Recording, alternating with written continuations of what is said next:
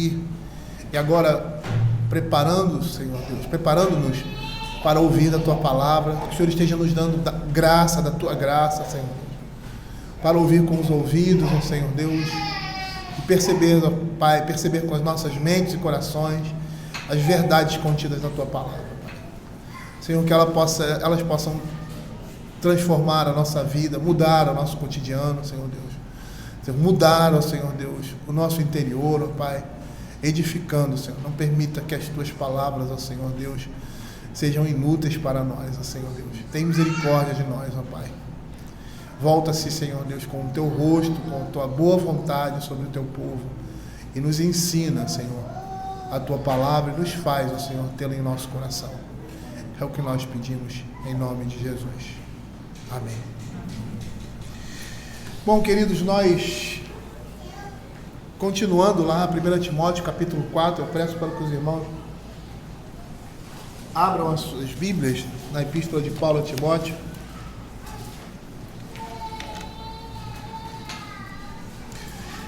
E dando continuidade, a partir do verso 3, né? Eu gostaria de inicialmente fazer a leitura dessa primeira unidade do capítulo 4, que vai até o verso 5, fazer uma retrospectiva e passarmos para a continuidade da exposição. Diz a palavra do Senhor: Ora, o Espírito expressamente afirma que nos últimos tempos alguns apostatarão da fé por obedecerem a espíritos enganadores e a ensinos de demônios, pela hipocrisia dos que falam mentiras e têm cauterizado a própria consciência, que proíbem o casamento e exigem abstinência de alimentos que Deus criou para serem recebidos com ações de graça pelos fiéis e por quantos conhecem plenamente a verdade. Pois tudo que Deus criou é bom e recebido com ações de graças, nada é recusado, porque pela palavra de Deus e pela oração é santificado. Nós vimos na semana passada que esses versos aqui, a carta de Paulo a Timóteo, ele transmite conselhos a Timóteo sobre vários temas e mostra por que esse cuidado, dessa advertência, de falar sobre essas coisas seria tão importante e tão imperioso ou iminente. Porque o Espírito Santo havia professado que havia chegado esse tempo, né? E que tempo? Tempo que os falsos mestres, com falsas doutrinas, como se as mesmas fossem ensino da fé, mas são ensinos de demônios, chegavam à igreja. Nós vamos perceber, pela leitura que nós fizemos anteriormente, que todas essas coisas têm origem em corações pecaminosos, espraiando as suas próprias loucuras. Quando você atenta contra a sã doutrina, e a gente viu também, né, aquele texto de Tiago, que só existem dois tipos de sabedoria: a sabedoria que provém de Deus, que traz paz, que traz plenitude, que está representada na palavra de Deus, e aquela sabedoria humana, no que concerne a religião, concerne a vida cristã como um todo, que é terrena, animal e demoníaca. Não existe meio termo. E essas coisas vêm de corações assim, corrompidos, não transformados, não submissos.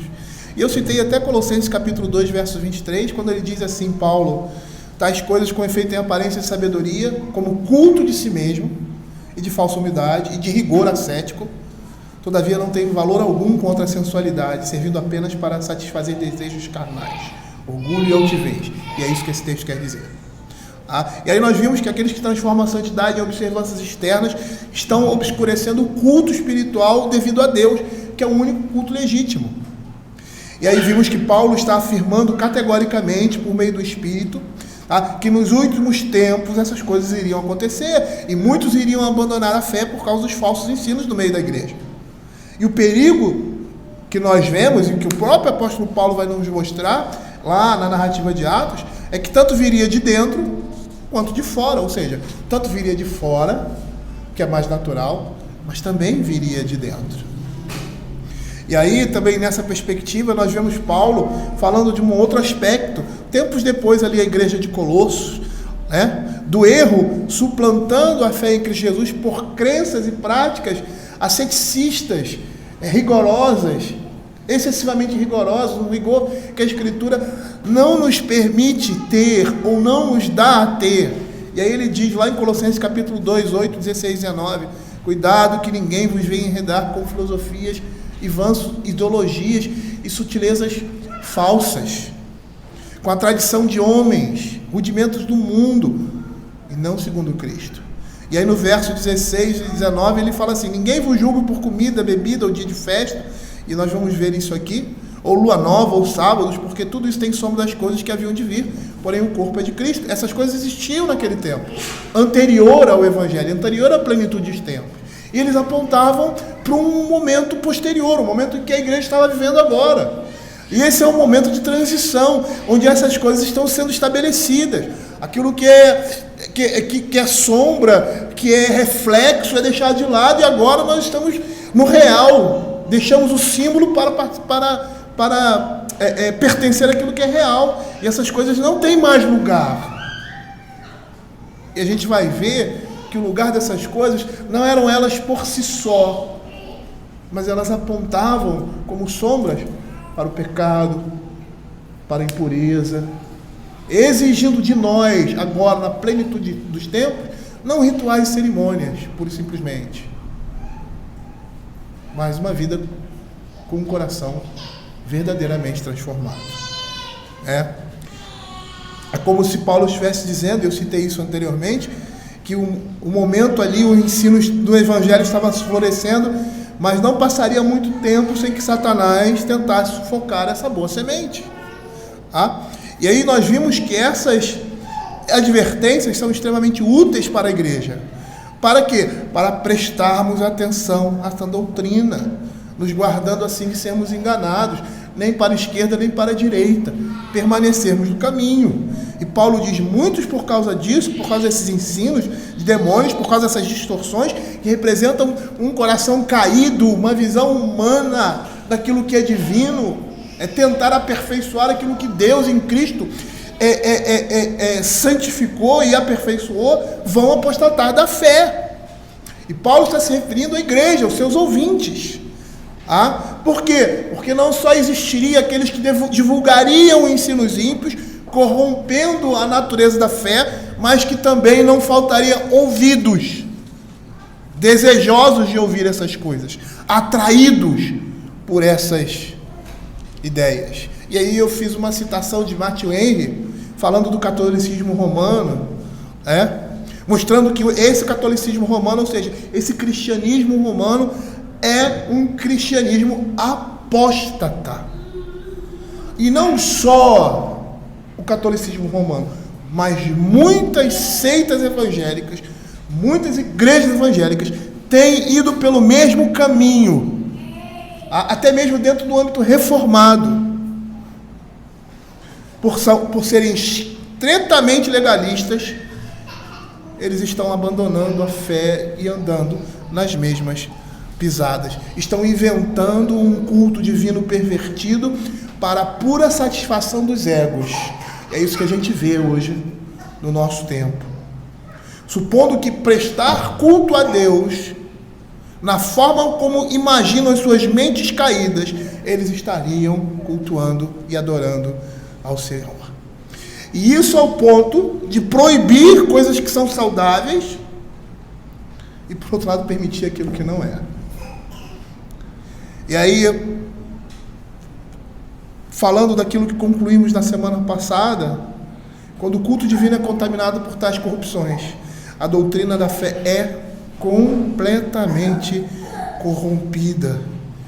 Então, logo a pureza do culto é pervertida, não permanece nada de pé. A fé é completamente arruinada. E aí eu gostaria de dar continuidade, mas antes de continuarmos com o verso 3, eu gostaria de citar algumas advertências que eu citei na última pregação, e até acrescentar algumas outras. Coisas que esse texto nos fala. Primeira, a falsa doutrina leva a uma falsa adoração. Por isso nós devemos ter cuidado em preservar essa doutrina, pois a sua falta conduz à apostasia. Segundo, toda distorção da verdade, erro ou heresia, porque existe uma diferença, provém de um coração corrompido, desprovido de entendimento, ou provém do próprio Satanás. 3. O verdadeiro culto é obscurecido quando a santidade é confundida com usos e costumes, regras e cerimônias. 4. Todos que abandonam a genuína santidade vão atrás de coisas que possam simular a verdadeira piedade de vida. Vão atrás de regras, de costumes, de proibições. 5. A hipocrisia, que é a falsidade de simulação, leva à alienação de Deus, porque o hipócrita sabe que é hipócrita. E 6. A falsa religião, ou seja, o falso evangelho, sempre vai se prender a regras e cerimônias, como para aplacar a consciência e a certeza de uma vida pecaminosa. Há quem diga que os liberais, eles buscam essas coisas, né? Porque são liberais na vida, precisam pender para o outro lado na vida religiosa. E aí eles buscam esse cerimonialismo extremado. E aí nós entramos no verso 3, que diz assim, que proíbem o casamento, exigem abstinência de alimentos que Deus criou para serem recebidos com ações de graças pelos fiéis, por quantos conhecem plenamente a verdade. Pois tudo que Deus criou é bom, e recebido com ações de graças, nada é recusável, porque pela palavra de Deus e por oração é santificado. Nós chegamos ao final aqui, essa é a parte final dessa primeira unidade do capítulo 4. E Paulo, havendo descrito a falsa doutrinação em termos gerais, nesses primeiros versos, agora ele toma nota de 2 exemplos específicos dela. Ou seja, a proibição do matrimônio e de certos alimentos. Calvino diz que a atitude de homens assim tem origem na hipocrisia, que abandonam a genuína santidade e então vão atrás de coisas dissimuladas. E é sempre assim. Todas as vezes que nós queremos simular uma verdadeira santidade, uma santidade de vida, que não é genuína, nós vamos atrás dessas coisas. Agora, esses mesmos, eles não se abstêm da soberba, do ódio, da avareza, da crueldade e de coisas afim, e tentam adquirir justiça por seus próprios esforços, privando-se de coisas que Deus deixou para o nosso livre uso. E a única razão para isso é porque estão buscando perfeição à parte da lei de Deus. Por isso eles se sobrecarregam com essas leis. Não foi diferente no Novo Testamento. As leis de cerca dos fariseus eram uma boa perspectiva a respeito da lei. Era uma boa intenção a respeito da lei.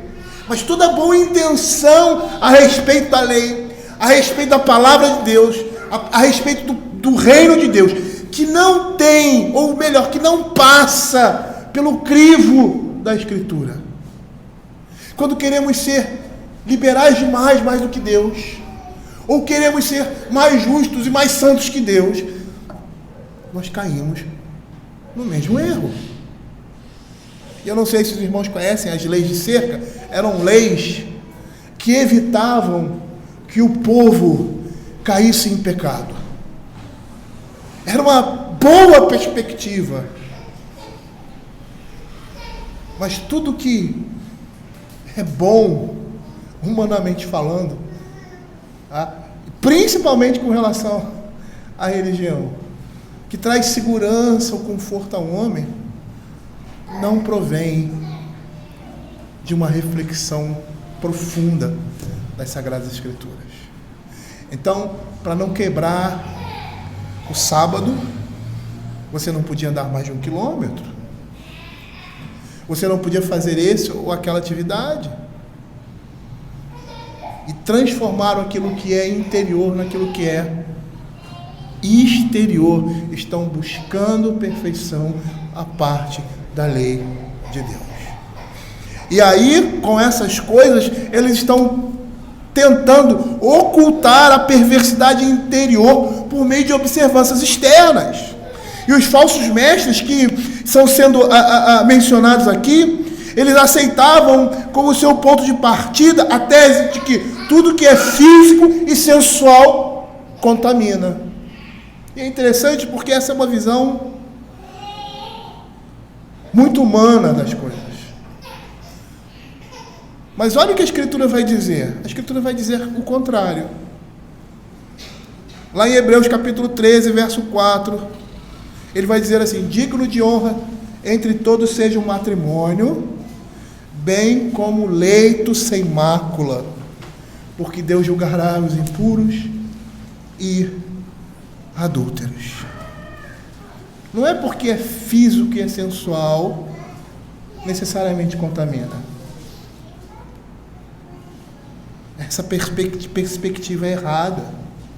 E é interessante que essas ideias ressurgem algum tempo depois. Não que exista um erro completo, ou uma negação de uma realidade completa com essas atitudes. Não, mas são distorções dela. E aí essas ideias vão surgindo, vão se desenvolvendo.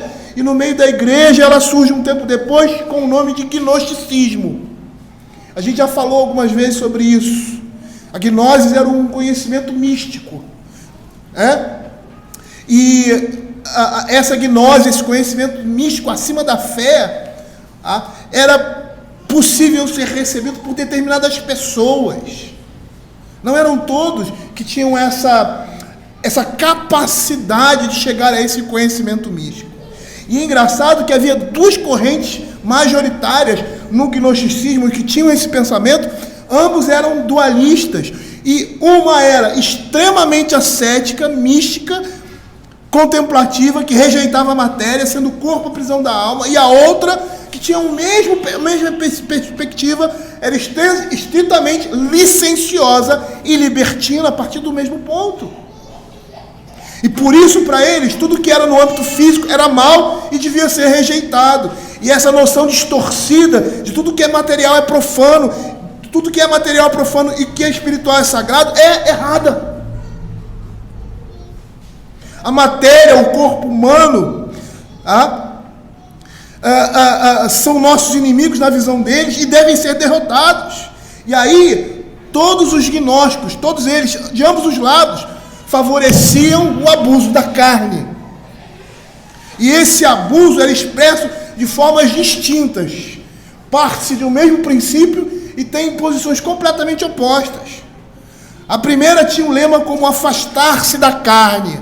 E a outra dizia que se vencia a carne entregando-se a ela, dessa forma destruindo o corpo. A primeira defendida pelos gnósticos era ascética, rigorosa, e Marcial foi um representante disso.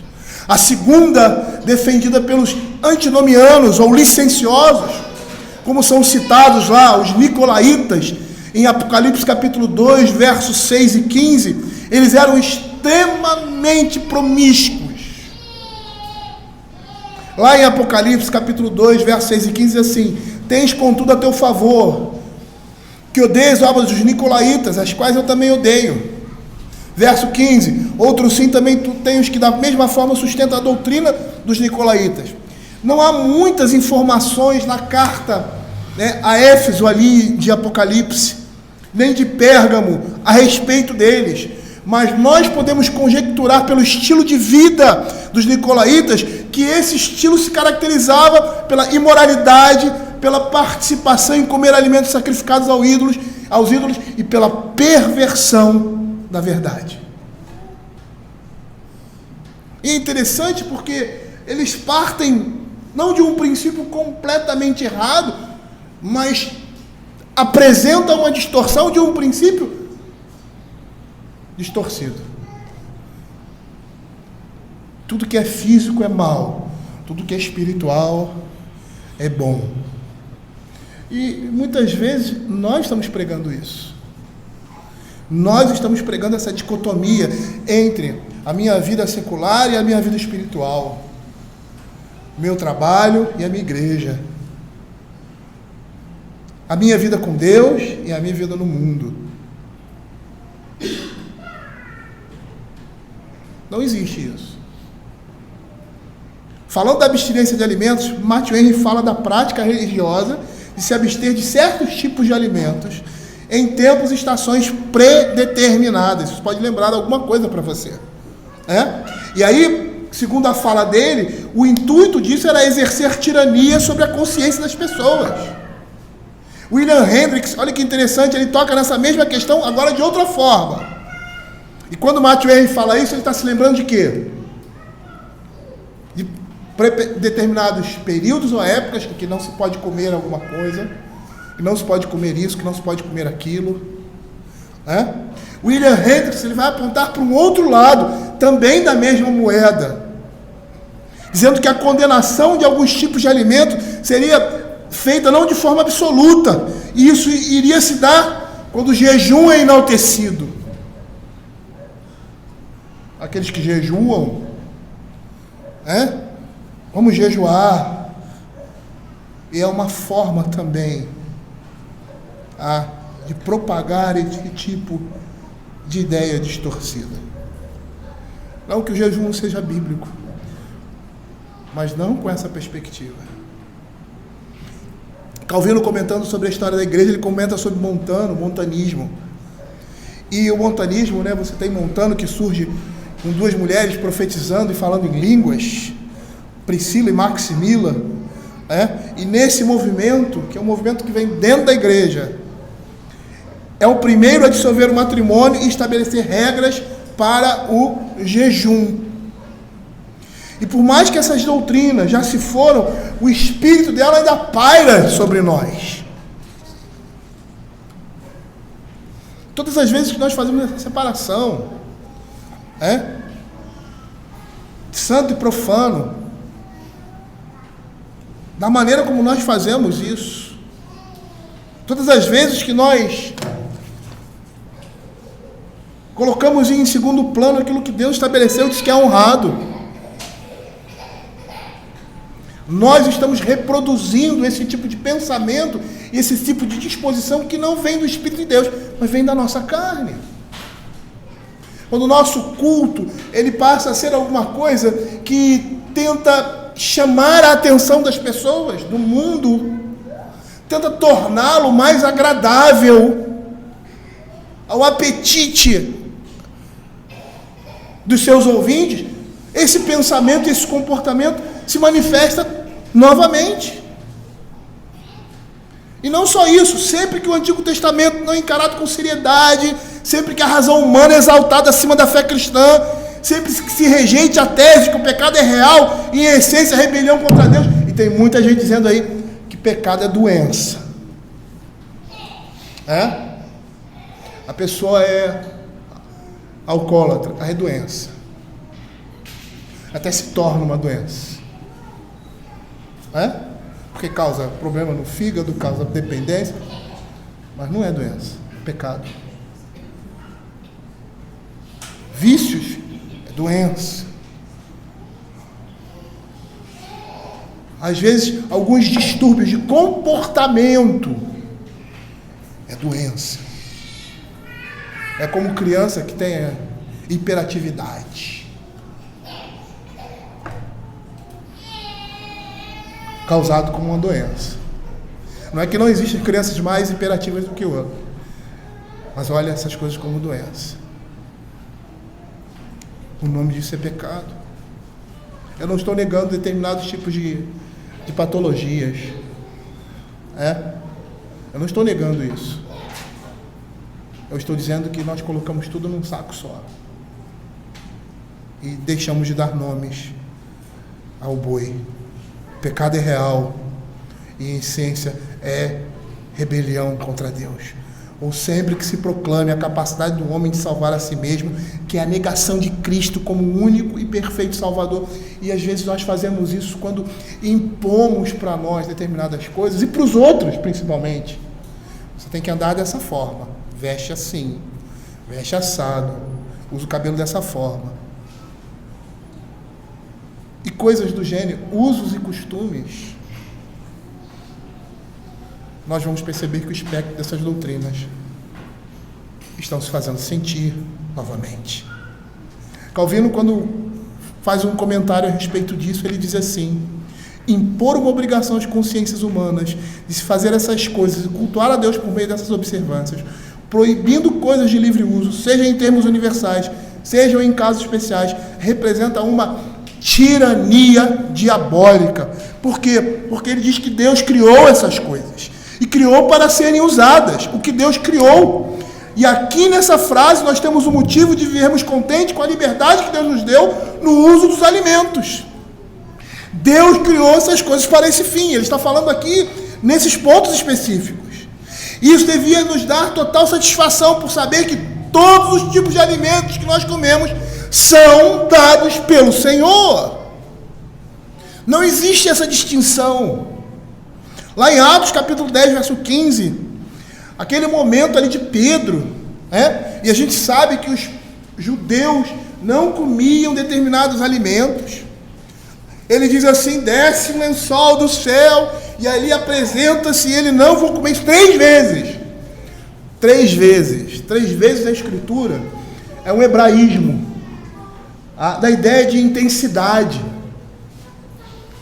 Mostra como a cabeça de Pedro era dura. Era dura. Porque o Senhor precisou falar para ele 3 vezes uma mesma realidade. Ao que Deus purificou, não considere imundo. E aqui ele estava estabelecendo nessa nova plenitude dos tempos aquilo que a antiga apontava com relação aos alimentos. Porque não era com relação aos alimentos.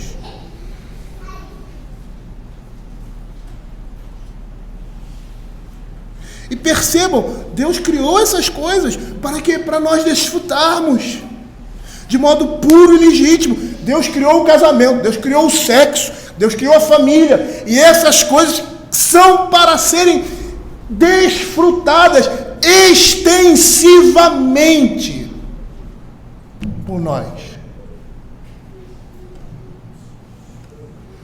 Como é que nós vamos excluir o que Deus graciosamente nos concedeu?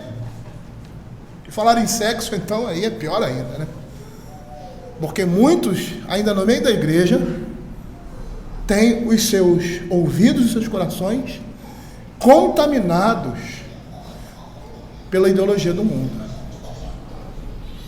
Essas coisas nos foram dadas por Deus para serem aproveitadas de forma deleitosa, como Deus planejou.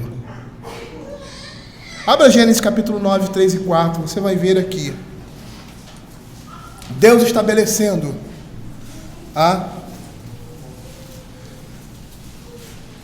tudo o que foi criado para servir de alimento para nós.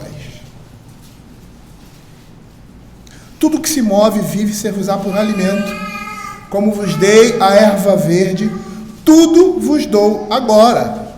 Carne, Gênesis capítulo 9, 3 e 4.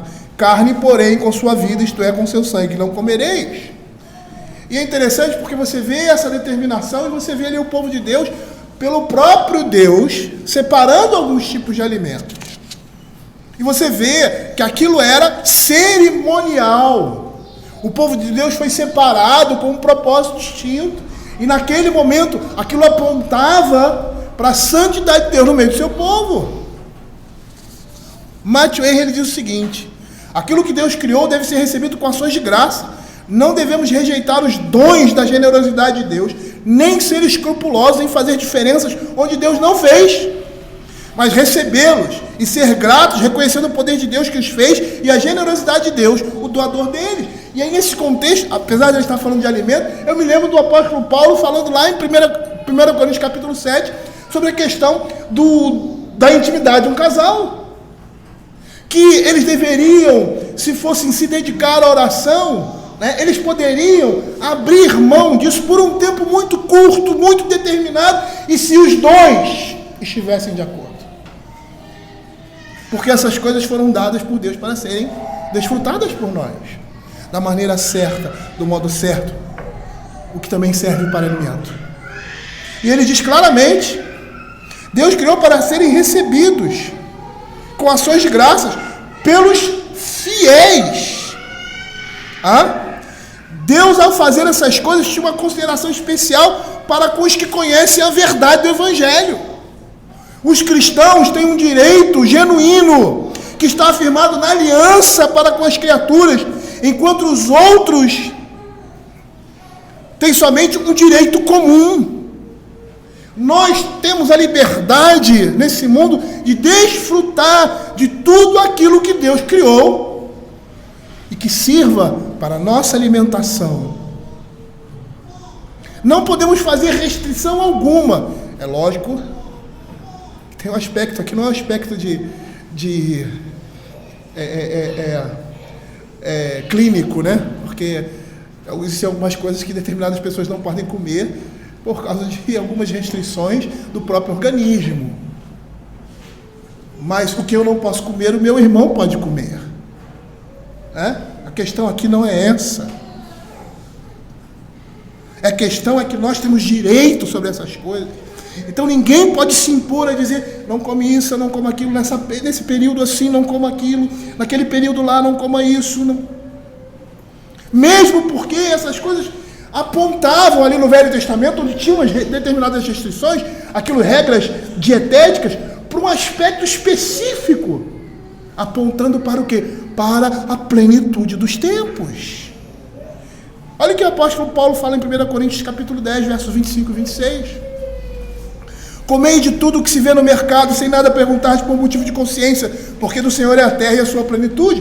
Por que Paulo fala isso? Porque o contexto ali, algumas pessoas estavam comendo comida sacrificada a ídolos. E você vai ver o apóstolo Paulo lá no final, falando que não deveria o crente se envolver com essas coisas. Mas se você vai lá no mercado, e no mercado, os mercados vendiam essas comidas, eram oferecidas e eram vendidas no mercado. Ele vai, se você comprar e não perguntar nada, coma, é criado por Deus. Mas se disserem, é sacrificado a ídolo, a sua atitude não é com relação a você, pura e simplesmente, porque para você aquilo não serve de nada, mas é com relação ao crente mais fraco. Abra Colossenses capítulo 2, verso 16.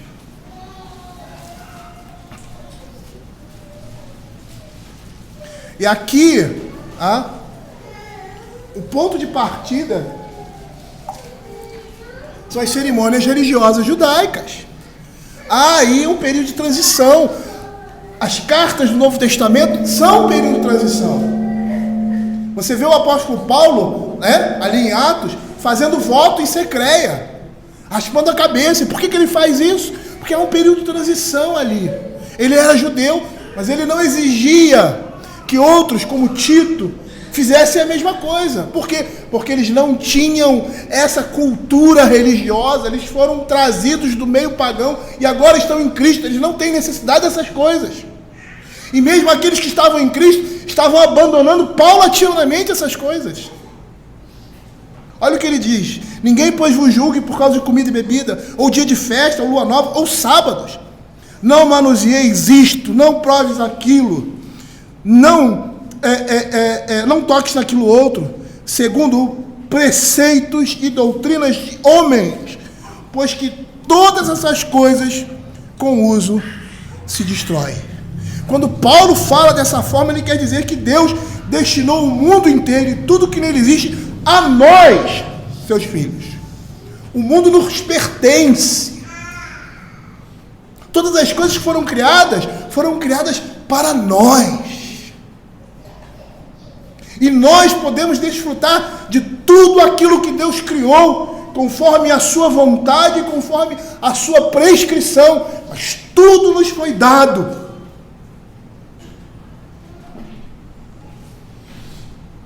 E é por essa razão que a Bíblia nos chama de herdeiros do mundo. Abra Romanos capítulo 4, verso 13.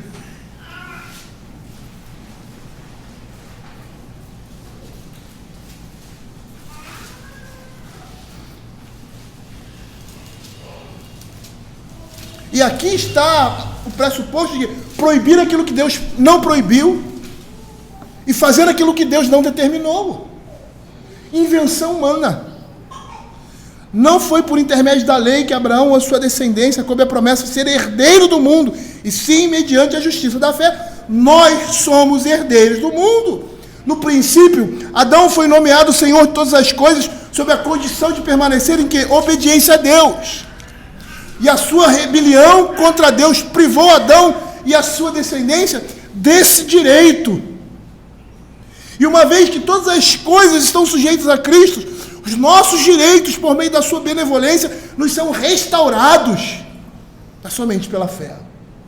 A terra nos pertence. As coisas que foram criadas nos pertencem. E nós não podemos fazer esse tipo de distinção, lançando na conta de santidade e de piedade aquilo que Deus não chama de santidade e de piedade. Olha o que ele diz no verso 4: porque tudo que Deus criou é bom, e recebido com ação de graça, nada é recusável.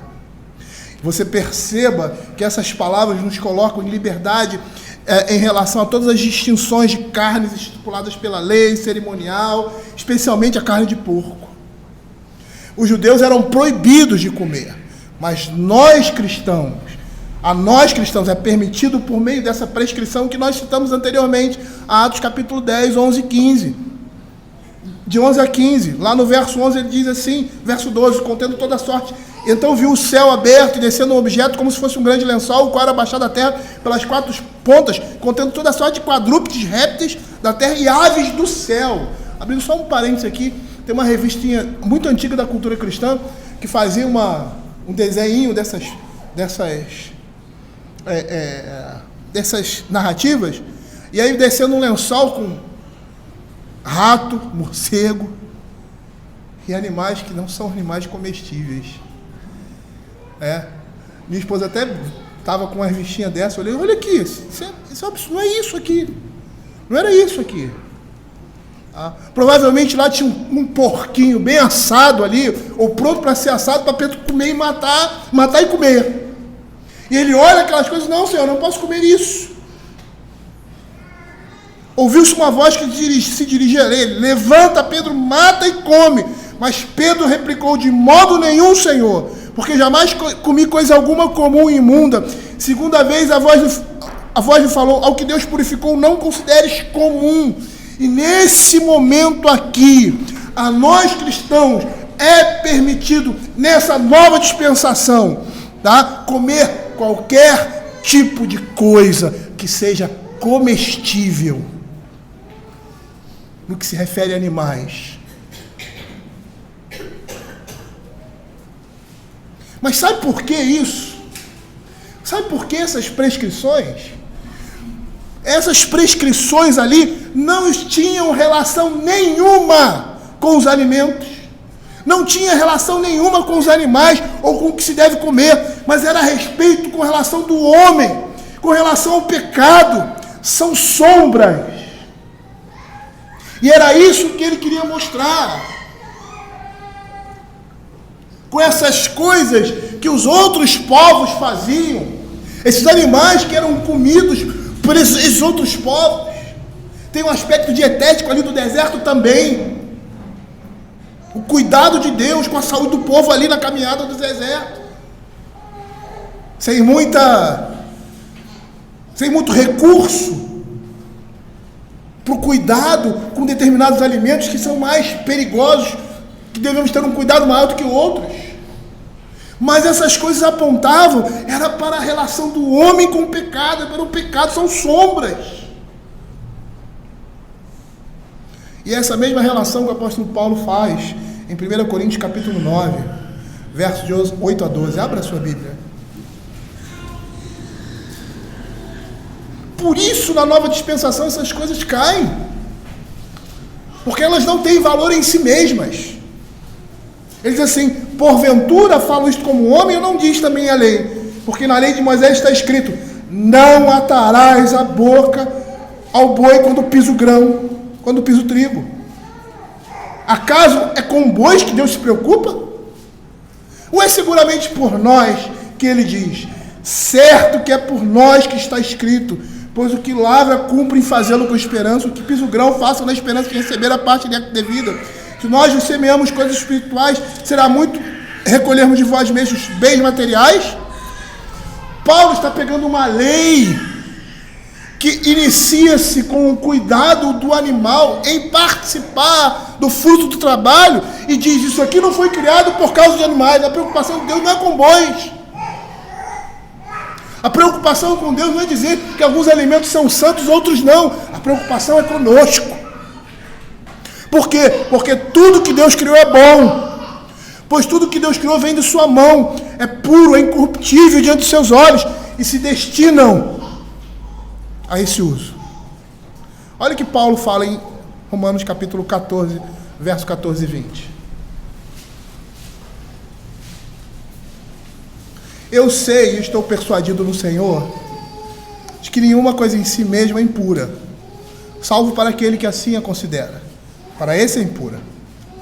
Não destruas a obra de Deus por causa da comida.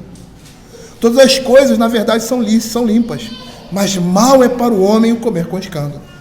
Paulo aqui está se referindo à impureza, mas não do alimento como tal, mas a pessoa que questiona se deve ou não comer.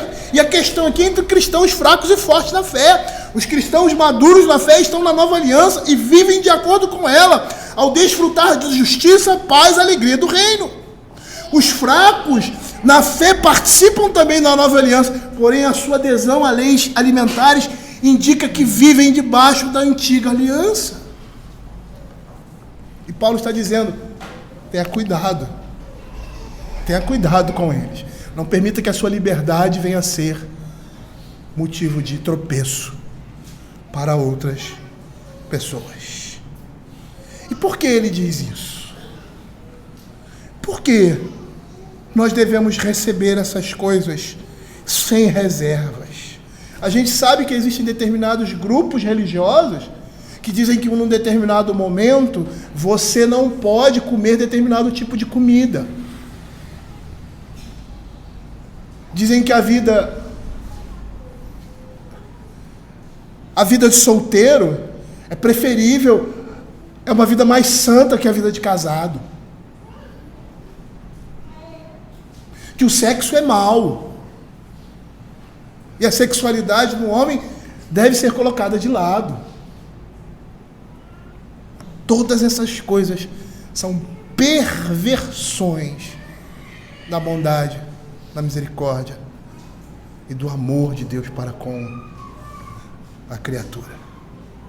E sabe o que ele diz? Com ações de graça, nada é recusável. Uma vez que nós cremos que tudo foi criado por Deus com um propósito determinado por Ele, que esses alimentos nos foram dados. Eu não sei se vocês já viram isso, né? Mas uma vez eu tive que dar uma aula sobre alimentos, sobre comida, sobre o que você come, a maneira como você digere e tal, e o valor calórico dos alimentos. E todos os alimentos, de carne até o legume mais insosso para nós, todos eles fazem parte da dieta do ser humano e todo ser humano tem a necessidade de comer todas essas coisas. Tem muito crente que está abraçando aí o veganismo, né? Sabe o que é isso? Sabe o que é o veganismo? É paganismo. É o paganismo disfarçado de alimentação saudável. Tem fruto? Vem daí.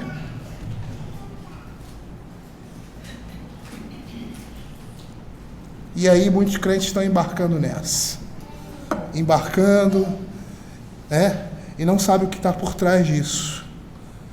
O que está por trás disso é Satanás. O que está por trás disso é uma distorção daquilo que Deus criou. Eu volto a falar aqui, que é lógico que existem determinadas limitações para uma ou outra pessoa com relação a algum alimento, por algum problema, que o seu organismo, como o meu, não está funcionando bem, então eu não posso comer aquilo ali. Mas se o meu organismo está normal, se eu estou saudável em todo sentido, eu posso me valer de qualquer tipo de alimento se eu não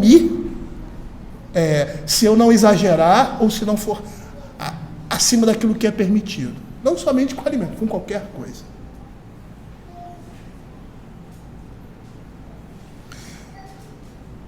E daí, essas coisas não podem ser nocivas, nem contaminantes do corpo nem da alma. O que vem da mão do Senhor retorna a Ele em forma de gratidão. E aí a gente tem um princípio, porque Ele vai dizer assim, que nós devemos comer essas coisas com ação de graças. Nós devemos reconhecer essas coisas como vindo da mão de Deus. E a nossa resposta a ela é agradecer a Deus, reconhecendo que tudo vem dEle, e que nós precisamos ser agradecidos. E nos alimentos nós fazemos isso com ações de graças. E é interessante que esse é o mesmo princípio do dízimo. É o mesmo princípio do dízimo. A gente reconhece que o alimento vem da mão do Senhor e nós devolvemos esse alimento para Ele. De que forma? Com atitude de gratidão. O dízimo tem esse mesmo princípio. O Senhor nos dá uma renda e Ele quer que nós retornemos a Ele 10% dessa renda. É bíblico isso. Não é para enriquecer pastor, não. Não é para enriquecer a igreja, não. É para que haja mantimento, como diz, na casa do Senhor. Para que o serviço na casa do Senhor possa ser executado. E a atitude de dar o dízimo ou oferta é uma atitude de resposta. É uma gratidão. Algumas pessoas falam em pagar o dízimo. Eu não sei se é por aí. Também não sei se falar dessa forma seria completamente errado. Eu não estou aqui, nunca pensei nisso. Mas a atitude do dízimo é uma atitude de ação de graças. Como no momento em que nós sentamos na mesa, nos alimentamos e oramos a Deus, não por um protocolo, reconhecendo que tudo ali nos foi dado pela boa mão de Deus. E que é para o nosso proveito, para o nosso prazer, para desfrutarmos dessas coisas. E aí eu me lembro de um hino do nosso cenário, que até eles mudaram um pouquinho, que ele tinha uma constituição muito clássica, Tudo vem de ti, Senhor, e da tua mão tu damos, A nova tradução, a nova versão tudo vem de ti, Senhor, e do que é teu te damos, que é a mesma coisa. Essa ideia de aquilo que a gente recebe do Senhor, a gente devolve para Ele numa atitude de gratidão. Quando nós comemos, nós botamos a nossa mesa e percebemos que o Senhor foi bondoso para conosco, nós devolvemos isso a Ele. Isso na vida cristã demonstra a atitude cultica, uma atitude de culto a Deus. E quando eu falo assim, uma atitude de culto a Deus, é porque você reconhece naquilo a mão de Deus e você o adora, o louva. Aí quando nós falamos isso, nós não estamos nos referindo ao culto, que o culto é uma adoração, é uma ação de graça, é um louvor, mas de uma forma ordinária, onde a assembleia se reúne. A nossa vida é um culto porque é uma atitude constante de ação de graça, de adoração em tudo que a gente faz. Então, se os alimentos foram criados para o consumo, eles são excelentes. Aliás, como a Escritura diz, toda criatura é excelente. Nada pode ser desprezado como se fosse mal ou como fosse a sede do mal. William Hendricks, ele nos dá um exemplo interessante da ciência, que começa a descobrir o que considerava anteriormente sem valor para o homem, e que pode provar ser uma grande bênção na solução dos problemas alimentares futuros: alimento vegetal de origem marinha dos oceanos. Toda criatura de Deus é excelente, primeiro pela própria razão de ser criada, e depois também porque Ele a consagrou. E é por isso que ele fala, porque pela palavra de Deus e pela oração é consagrado, é santificado.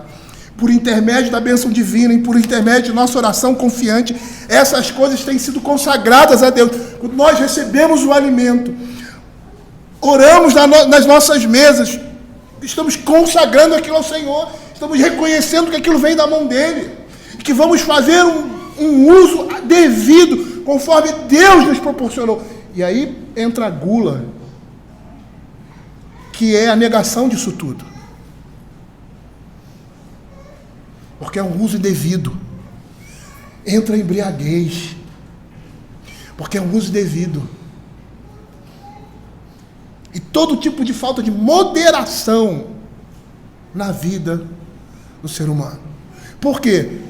Porque essas coisas também representam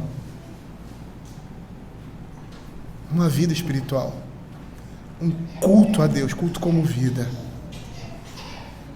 Como é que você se porta? Será que estamos falando diante do alimento, diante da comida? Existem pessoas que comem desesperadamente. Aí você tem bulimia, anorexia, que são doenças que têm como fundo o pecado. Pecado. A falta de moderação. Tudo uma forma indevida de usar aquilo que Deus consagrou e colocou à nossa disposição. E aí, queridos, tudo que nós fazemos representa o nosso culto a Deus, representa a nossa vida com Deus, representa a nossa comunhão com Deus. E que tipo de comunhão e de vida é essa que eu tenho manifestado? Por meio da abstinência sexual, por meio de um olhar em que vê o casamento como a união de um homem com uma mulher, algo menos santo do que a santidade, do que a palavra me fugiu aqui, mas a solteirice. Que culto é esse? Que vida cristã é essa? A maneira como eu me deparo diante da bebida, do vinho ou de qualquer outra bebida que tem um teor alcoólico que pode ser prejudicial, se eu me exceder, ou como qualquer outra comida. Eu preciso confessar um pecado em relação à comida. Foi uma despedida. Essa semana tivemos uma pizza lá em casa. Eu sabia que eu não podia comer, mas eu comi. Falei, não vou comer porque vai ser minha despedida, vai ser a última. A última é assim, né? Você pode comer. Não deu outra. Eu comia, eu não consegui dormir à noite. Eu estou com um problema sério de gastrite. Eu não tinha isso. Minha esposa dizia que eu era que nem urubu, comia qualquer coisa. Né? Comia qualquer coisa. Não posso mais fazer isso.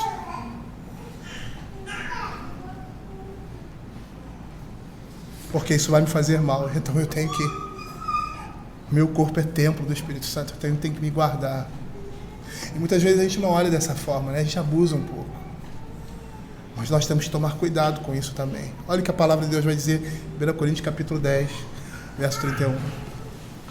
Portanto, quer comais, quer bebais, ou façais outra coisa qualquer, fazei tudo para a glória de Deus. Não há separação do santo ou profano para o cristão. Tudo que nós fazemos deve servir ao Senhor, deve ser para servir ao Senhor como um culto a Deus. Uma oferta a Deus. Culto nesse sentido, uma oferta a Deus. Deve servir para glorificar a Deus. E quando nós comemos, nós participamos do alimento, pronunciamos uma petição e ação de graças. E Deus, ao mesmo tempo, pronuncia sua palavra de bênção. Lá em Deuteronômio 8:3, ele diz assim: Ele te humilhou, te deixou ter fome, te sustentou com maná, que tu não conhecias nem teus pais, para te dar a entender que não só de pão viverá o homem, mas de tudo que procede da boca do Senhor viverá o homem. É nessa relação que temos com o Senhor, Deus se lembra do pacto da graça. E é nessa perspectiva que tudo nos é dado. E aí o Salmo 11, verso 4, diz assim: o Senhor está no seu santo templo. Nos céus tem o Senhor o seu trono, os seus olhos estão atentos, as suas pálpebras sondam os filhos dos homens. Paulo está dizendo que todas essas coisas nos são lícitas e que nós podemos usufruir delas, mas não permitir que elas usufruam de nós. Por isso que ele vai dizer: todas as coisas me são lícitas, mas nem todas as coisas são convenientes. Vocês percebem que esse tipo de coisa representa a maneira como nós vemos Deus? A nossa religião, a maneira como nós vivemos, as coisas que nós nos impomos, e principalmente aquilo que impomos a outro, porque você pode ter determinadas restrições: eu não vou fazer isso, eu não vou fazer aquilo. Mas quando você começa a lançar esse tipo de coisa na vida de outras pessoas, você está dizendo que aquilo que você faz é a sua religião e tem que ser a dele também. E a religião cristã não é usos e costumes. Que Deus nós estamos apresentando pela nossa prática de vida? Que doutrina é essa? E aí nós estamos semelhantes aos gnósticos. Ou somos libertinos demais, permitimos tudo, ou nos privamos dessas coisas. Não é para ser assim. Esses são os instrumentos usados por Satanás para enganar aqueles que estão dormindo e levá-los na sua justiça própria para o inferno. Por isso que Paulo vai dizer assim, nos versos seguintes, que a tarefa de Timóteo era expor essas coisas, ou seja, expor a Escritura. Porque é somente o conhecimento da palavra que vai nos livrar dessas aberrações que nós criamos, ou por um excesso de zelo pecaminoso, ou por uma liberdade pecaminosa que se torna uma licenciosidade. Há um princípio na Escritura que deve reger toda a nossa vida, que é o domínio próprio.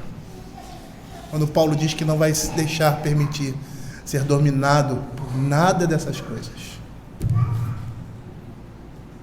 Ele, como cristão, vai dominar essas coisas em Cristo Jesus. Vamos orar?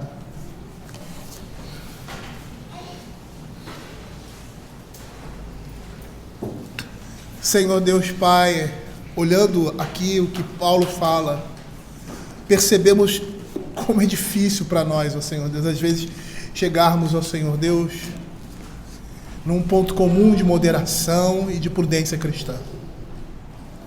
Por isso, Senhor, eu quero te pedir, Senhor, não somente para a vida dessa igreja, para a vida de cada um aqui, mas para o teu povo, Senhor Deus. Que essa prudência e esse cuidado cristão, Senhor Deus, estejam diante de nós, ó Senhor. Que estejamos atentos, ó Senhor Deus. Aquilo que pode parecer, ó Senhor Deus, ter sinal de sabedoria, mas como diz o apóstolo Paulo, essas coisas representam um culto de si mesmos. Que o Senhor tenha misericórdia de nós, ó Pai. E que em nossos corações, ó Pai, e na nossa vida, nós queiramos, ó Pai, representar a glória de Cristo, apresentar a glória de Cristo e manifestar por meio da liberdade que temos nesse mundo, Senhor, que somos escravos, somos servos de Cristo Jesus. Que o Senhor tenha misericórdia da tua igreja, Pai, que o Senhor tenha misericórdia de nós. É o que nós pedimos, em nome de Jesus. Amém. A igreja pode ficar de pé, vamos terminar o nosso culto